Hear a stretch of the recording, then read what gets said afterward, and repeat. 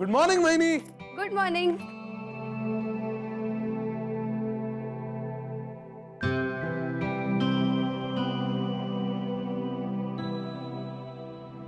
अहो भाऊजी काय करताय? मी ऑफिसला जायला निघालीये. नो वहिनी, आज तू ऑफिसला जायचं नाहीस.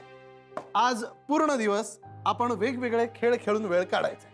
नाही नाही, मला आज ऑफिसला जाणं गरजेचं आहे. आज राजेश येणार आहे ऑफिसमध्ये. कोण राजेश? राजेश म्हणजे लेबर कॉन्ट्रॅक्टर. खूप सिरियस इश्यूज चालू आहेत. मला खरंच जाऊ दे. वहिनी, तुला रेस्टची गरज आहे आणि माझं दादाशी बोलणं झालंय. So to help with Rajesh or whoever he is. Come on. अहो भाऊजी माझं ऐका. वहिनी, हे बघ, रेड वाली तुझी आहे खरंच? आणि ग्रीन वाली माझी आहे. अहो पण ओके चला, मी खेळतोय first. Okay.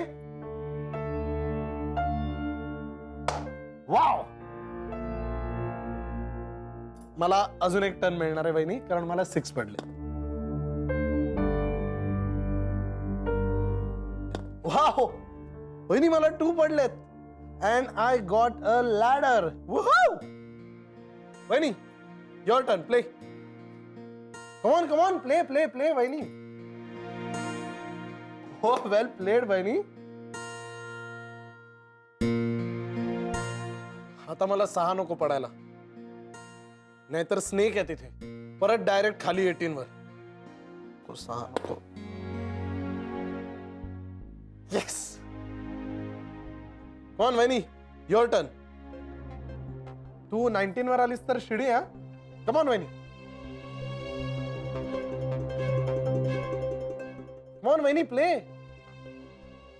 What's wrong with you वहिनी? प्ले ना माय फ्रेंड. वहिनी प्ले. भाऊजी बरं झालं तुम्ही हा खेळ आज काढलात ते. थँक्यू वहिनी. तुला रिलॅक्स्ड वाटतंय ना? I knew it. घे खेळ. शिडी मिळाली तरी सापांची भीती असतेच ना भाऊजी. वर जाणाऱ्याला खाली खेचणारे साप. हा, तोच तर गेम आहे ना. घे. वहिनी, काय करतेस तू?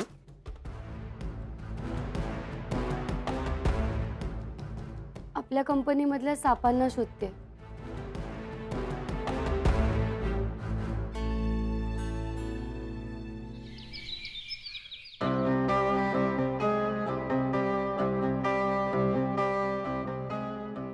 सर, राजेश आणि सुधीर स्ट्राईकवर गेलेत आणि आपल्याला वाटत होतं त्यापेक्षा खूप अग्रेसिव्ह झाली आहे सिच्युएशन.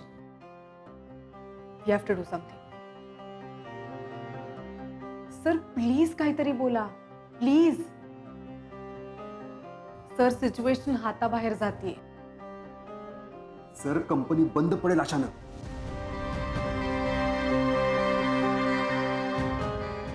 ईशाला सांग.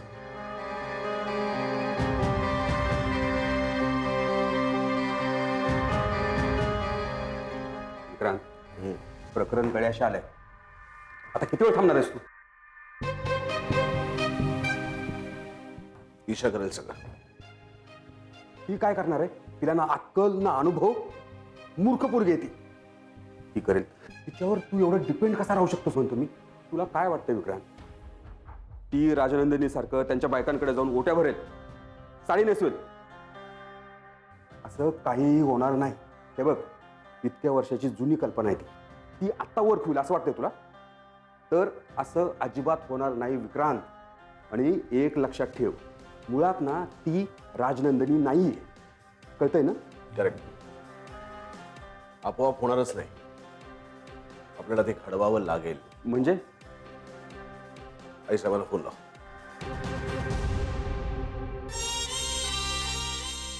फोन लाव.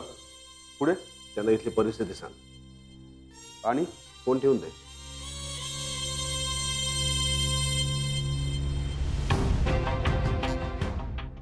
सगळं व्यवस्थित होईल.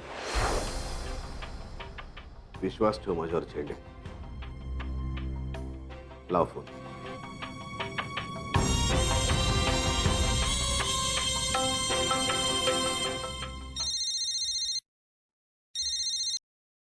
बोल विलास. आई साहेब, एक वाईट बातमी आहे. काय रे, काय झालं? ऑफिसमध्ये खूप टेन्शन आहे आई साहेब. मी संप केलाय. काय? हो, म्हणजे विक्रांत सरांना पण कळत नाही की काय करायचं म्हणून. यापूर्वी मी हे कधी ऐकलं नव्हतं विलास. अशी वेळच कधी आली नव्हती. 20-22 वर्षापूर्वी एकदा झालं होतं, त्यानंतर आजच. हो, आठवतंय मला तेव्हा काय झालं होतं ते. राजनंदिनी मॅडमनी त्यावेळेस मिटवला होता संप. म्हणजे तिचा चेहराच माझ्या डोळ्यासमोर आला बघ. आईसाहेब, तुम्ही काय काळजी करू नका. आम्ही आहोत तिकडे, आम्ही बघतो काय करायचं ते. फक्त तुमच्या कानावर घालावं म्हणून मी फोन केला. हं, मी ठेवतो फोन. विलास, काय झालंय साहेब? इथे काही काही गोष्टी विचित्र घडतायत. म्हणजे ईशाच्या बाबतीत काही अशा गोष्टी घडतायत ना ज्या तुला वाटतील की योगायोगाने घडतायत म्हणून, पण मला काहीतरी वेगळंच वाटतंय. काय वाटतंय साहेब? काल अष्टमी होती आणि ईशाला दर अष्टमीला झोपेतून जाग येते. आईसाहेब, कधी कधी होतं असं. कधी कधी नाही रे बाबा, दर अष्टमीला तिला हा त्रास होतो. आणि माझ्या डोक्यातून जातच नाहीये की राजनंदिनीचा मृत्यू अष्टमीलाच झाला होता. आईसाहेब, मला माफ करा. तुमचं बरोबरही असेल, पण हा विचार करण्याची ही वेळ नाही. इथं ऑफिसमध्ये खूप टेन्शन आहे. मी नंतर बोलू का तुमच्याशी प्लीज? विलास, तू काही म्हण, पण हा संप नक्की मिटणार. असंच होऊ द्या आईसाहेब. तुमच्या तोंडात साखर पड. ऐक, हा संप राजनंदिनी मिटवणार. काय? हो, हा संप राजनंदिनी मिटवेल. म्हणजे असू दे, कळेल नंतर. आईसाहेब, तुम्ही काय बोलताय मला काहीही कळत नाही. फक्त 100 साड्या तयार ठेव विलास.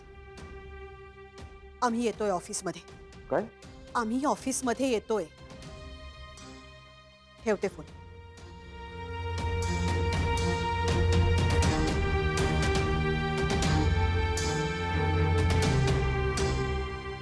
मंदा, आले आई सर. मंदा, तयारी करून मला निघायचंय. सर्जरीवाना सांगून 100 ओट्या मागवून घे. 100 रोट्या कशाला आई सर? आज त्याची गरज पडणार आहे. जात. ईशा आणि राजनंदिनीमध्ये नक्की साम्य.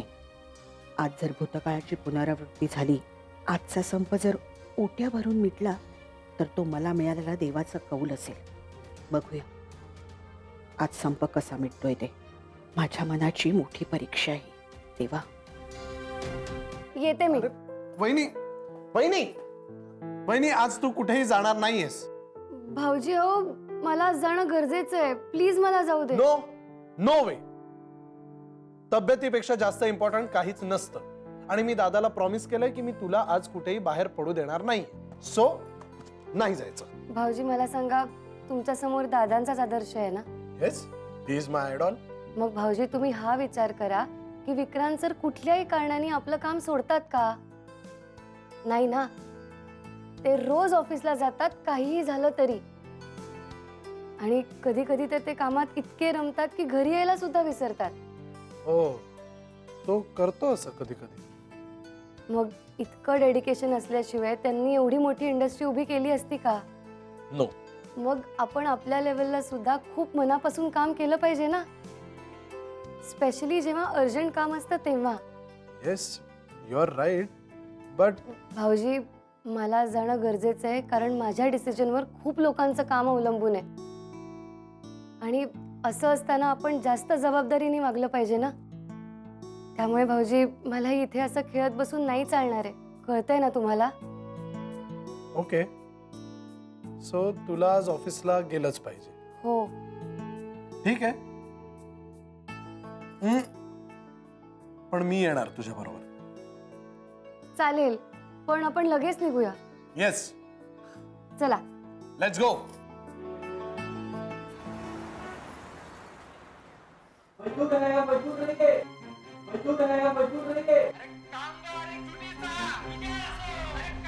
राजेश, सुधीर, प्लीज त्यांना शांत करा.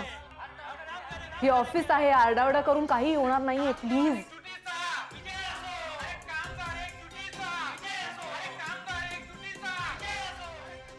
राजेश, शांतपणे बोलूया ना आपण. बोलल्याशिवाय प्रश्न नाही सुटणार आहे. Please.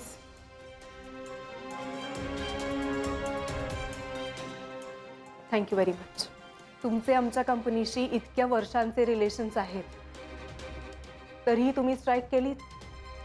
This is not done. आम्ही पण तेच म्हणतोय मॅडम. आमचं इतकं वर्षांचं रिलेशन आहे कंपनी बरोबर, तरी सुद्धा आम्हाला आज संप करावा लागला. आमचं कोणीच ऐकून घेत नाही मॅडम. त्या नवीन मॅडम आहेत ना, त्यांना आमचे प्रॉब्लेम, आमच्या कामगाराचे प्रॉब्लेम्स काय माहिती आहेत का? त्या बोलतात रायटिंग मध्ये त्या, आमचं काय पण ऐकून घेत नाही. तुम्हाला सांगतो, कामगारांच्या बाजूने उभं राहावं लागतं, त्यांच्यासाठी लढावं लागतं. हो, कामगाराला पण पोट असतं, त्या पोटाला लागतं 2 टाइम. अहो सर आले.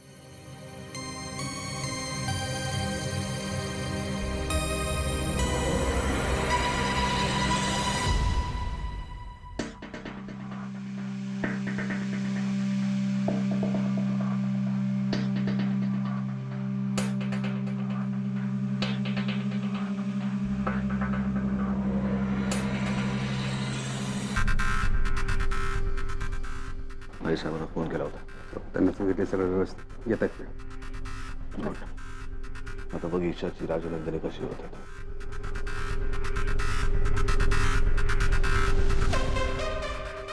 अरे राजेश, सुधीर, काय म्हणताय? नमस्कार. नमस्कार साहेब. नमस्कार. बसा बसा बसा. त्या मॅडमना बोलवा साहेब. त्यांनी आमचं ऐकून नाही घेतलं, मग आम्ही दुसरं काय करणार? ईशा मॅडमला 24 तासाची मुदत दिली होती. त्यांनी 24 तासात काहीच नाही केलं, मग आम्ही काय करणार? तुम्ही आधी बसून घ्या. आम्ही आधीच बोललो होतो संप होणार म्हणून. कुठे आहे ईशा मॅडम?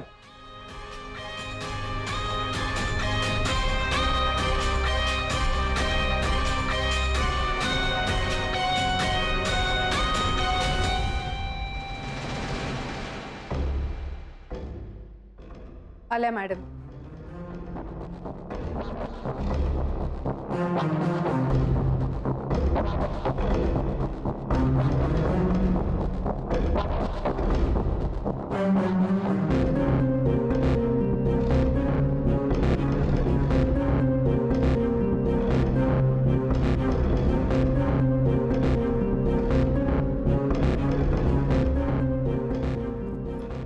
ईशा, यांना तुझ्याशी काहीतरी बोलायचं आहे.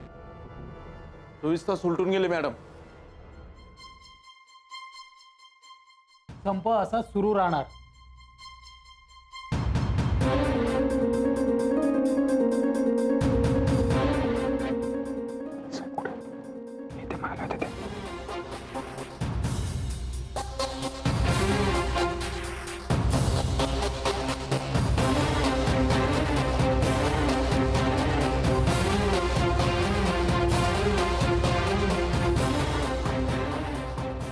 यायचं.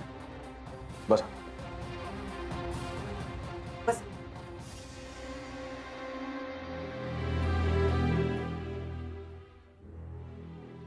राजेश, सुधीर, हे काय आहे सगळं? आई साहेब, जे काही विचारायचं ते या मॅडमना विचार. त्याच आम्हाला नटले, आता ह्याच संप थांबू शकता.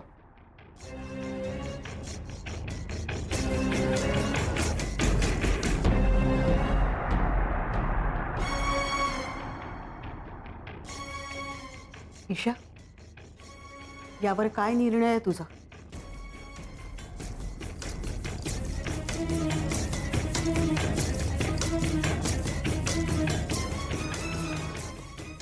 आईसाहेब, त्या ओट्या.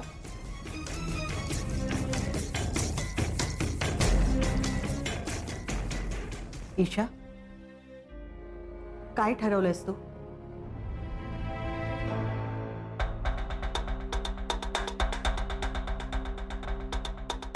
आई साहेब, साडी रेडी आहेत. ईशा, यावर काय उत्तर आहे तुझं? हा प्रश्न कसा मिटवणार आहेस तू? आईसाहेब, यांच्या कुठल्याही प्रश्नांची उत्तरं द्यायच्या आधी मला त्यांना एक प्रश्न विचारायचा आहे.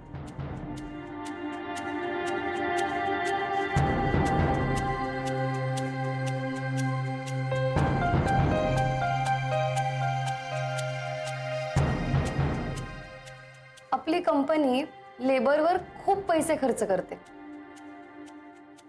ते आपल्या रेकॉर्ड्समध्येही दिसतं. पण हा सगळा खर्च नक्की कामगारांवरच होतो का?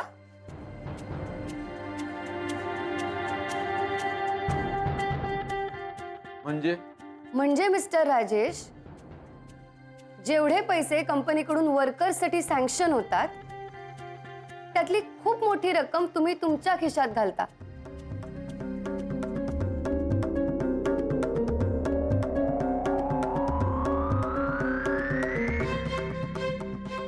हे वर्कर्सला माहितीये?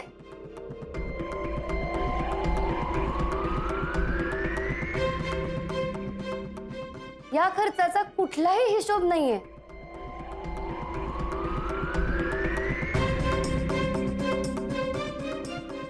आणि हा खर्च पूर्णपणे अनावश्यक आहे.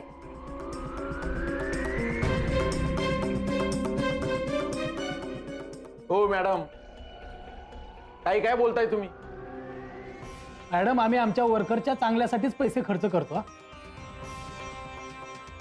ते कळेलच. तुम्ही कधी सापशिडी खेळलाय?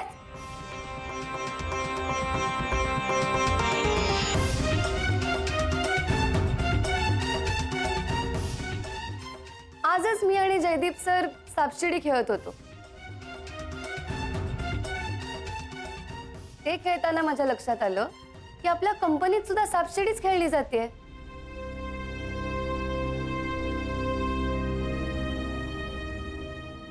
छोटे छोटे प्रॉफिट करत आपण शिडी चढत जातो, पण एकच मोठा साप येतो आणि सगळा प्रॉफिट खाऊन टाकतो.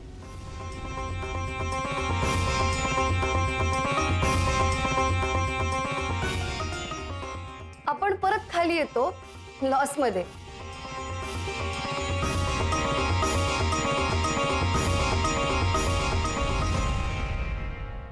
हा साप कोण आहे हे वर्कर्सला माहित नाहीये.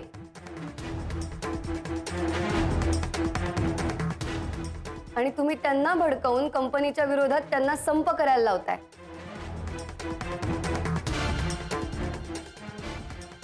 पण त्यांना जर का हे कळलं तर तुमची हालत काय होईल ह्याचा तुम्हीच विचार करा. हो मॅडम, वाटेल ते काय. एक मिनिट. आता तुम्ही ठरवा की तुम्हाला हा संप चालू ठेवायचा आहे का सामोपचाराने मिटवायचा.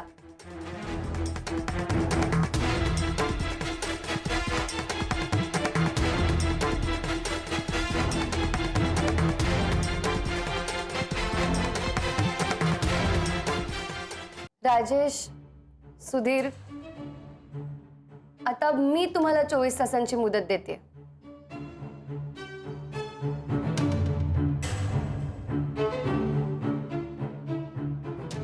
पुढच्या 24 तासात जर का तुम्ही संप मागे नाही घेतलात तर सापशिडीतल्या सापाचं नाव मी जाहीर करेन. शिंदे, काय चाललंय हे सगळं? I really don't know marriage. खरंच मला माहित नाही. शिंदे, आपल्या कंपनीत फ्रॉड. इतके वर्ष आपल्याला काहीच कळलं नाही. कोण आहे हा करप्ट स्नेक? आणि त्याचा परिणाम काय होईल हे मी तुम्हाला वेगळं सांगायची गरज नाहीये.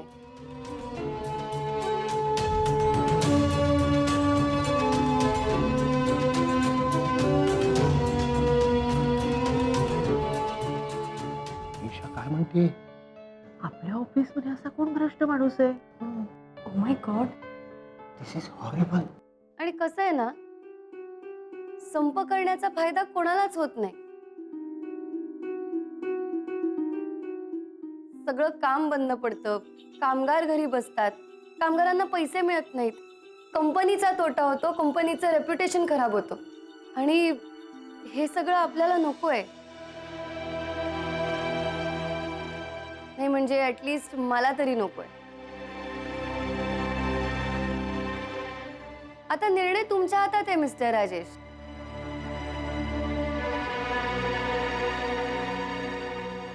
संप चालू ठेवायचा का संप बंद करायचा हे तुमच्या हातात आहे. संप चालू ठेवलात तर पुढच्या कारवाईला तुम्हाला सामोरं जावं लागेल.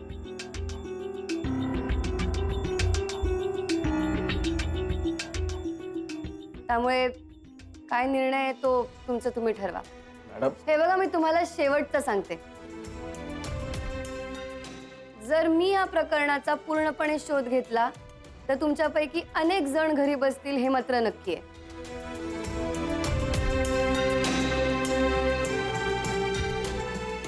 त्यामुळे काय करायचं हे आता तुम्ही ठरवा.